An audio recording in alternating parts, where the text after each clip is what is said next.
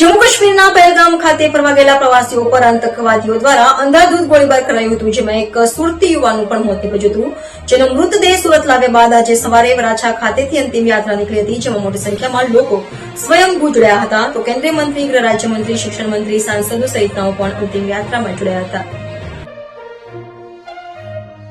23 April મંગળવારે જમ્મુ કાશ્મીરના પહેલગામમાં થયેલા આતંકી હુમલામાં 3 ગુજરાતી સહિત 27 લોકોના મોત નીપજ્યા હતા. ત્રણેય ગુજરાતીઓના મૃતદેહને વિમાન માર્ગે ગુજરાતમાં લવાયા છે, જેમાં સુરતમાં મૃતક શૈલેષભાઈ કળથિયાની અંતિમ યાત્રા નીકળતા શોકનો માહોલ છવાયો છે. પત્નીએ વિલાપ કરતા સરકાર અને સિક્યુરિટી સામે આકરા સવાલ ઉઠાવ્યા હતા. મૃતક શૈલેષભાઈની સ્મશાન યાત્રામાં લોકો સ્વયંભૂ રીતે જોડાયા હતા. મોટી સંખ્યામાં શૈલેષભાઈની સ્મશાન યાત્રા મોટા વરાછા વિસ્તારમાંથી નીકળી હતી, જેમાં પરિવારજનોના હૈયાફાટ રુદનથી ગમગીની છવાઈ ગઈ હતી.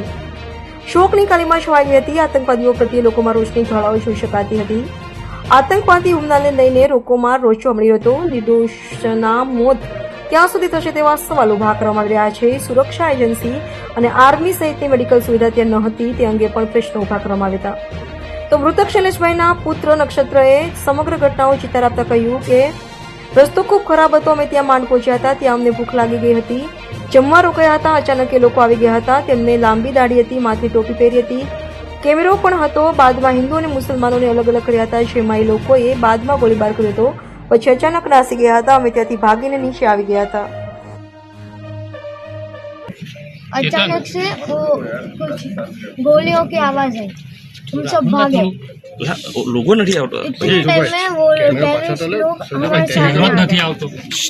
हमारे सामने आ गए और वो बोले मुसलमान अलग हो जाओ और हिंदू अलग हो जाओ, और हिंदुओं को सारे गोली मारी, जेंट्स को लगा, और बाद में वो कहीं गायब हो गए और हम भाग के नीचे आ गए, उतर के बराबर. बेटा कैसे लग रहे थे जो लोग थे वो? दिखने में कैसे? मतलब वो एक दाढ़ी बहुत बड़ी थी, वो सर पर वो टोपी पहनी थी और कैमरा भी था सर. क्या बोल रहे थे वो लोग, क्या बात कर रहे थे बेटा, क्या बता रहे थे? पता नहीं बता. वो बोला बस मुसलमान अलग हो जाओ और हिंदू अलग हो जाओ. हिंदू को गोली मार के भाग गए. पापा कहाँ घूम रहे थे तब? पापा कहाँ घूम रहे थे तब? घूमने उधर ही थे. चलो भाई हो गया, चला जा,